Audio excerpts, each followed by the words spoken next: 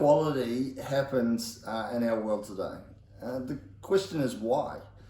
Why do we treat people differently? Is it out of fear? Is it out of an unknown? Is it why do we need to respond in a way that causes others to feel less or weaker than us? And why do we need to put other people down? I'm reminded in Galatians that when Paul writes to the church based on an inequality that was happening a chapter earlier from Peter, when he wouldn't sit at a table with someone, with Gentiles, because he was a Jewish man, Paul says to them in Galatians 3:28 that there is neither Jew nor Gentile, and there is no slave nor free, there is no male or female, for you are all one in Christ Jesus. The discrimination and the inequality that happens in our world today doesn't need to happen. When we see ourselves through Christ's eyes, we are all one in Him. We are all falling short of His glory. We have all sinned, and we all need His mercy and His forgiveness. No matter where you come from, what you do, what your background is, we are all in this position. But at the very beginning of the scriptures, we're all reminded in Genesis that we're all created in the image of God. And there's a glimpse, if we're all created in the image of God, we get a glimpse of who God is in each one of us. So when I look at Sarah, I get a glimpse of who God is. When I look at somebody who comes in through our Duos program, I get a glimpse of who God is. When I see the children on Sunday or the children throughout the week, at our play groups, I get a glimpse of who God is. When I walk down the street, you're getting my point, I get a glimpse of who God is.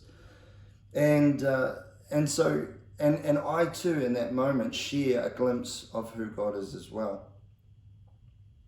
But if we're all sharing this reflection of who God is, we have a responsibility, especially as His disciples, those who have made the choice to follow Him.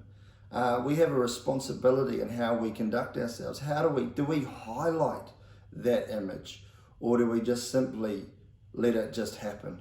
I think we must highlight it. I think we must get out that highlighter and actually really make it stand out and be bold. And so in Matthew 18, 2 years after the disciples had decided to follow Jesus, 2 whole years that they've been following Him throughout the day, 24/7, 365 days of the year, they asked the question, who is the greatest? They still haven't got it. They're still trying to discriminate. They're still trying to show who is better than someone else.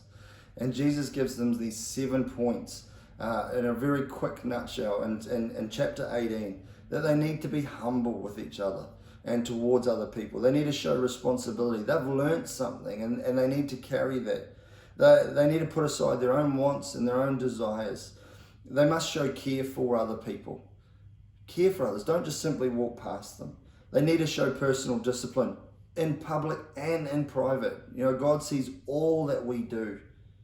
We need to show that we actually enjoy each other's company, and it's been a wonderful fellowship here on Sunday mornings. It's a really pleasure to be ministering in this place, and it's great. I love when we get together on a Sunday morning and worship. There's a good feel in this place because we simply are enjoying each other's company, and that's really good.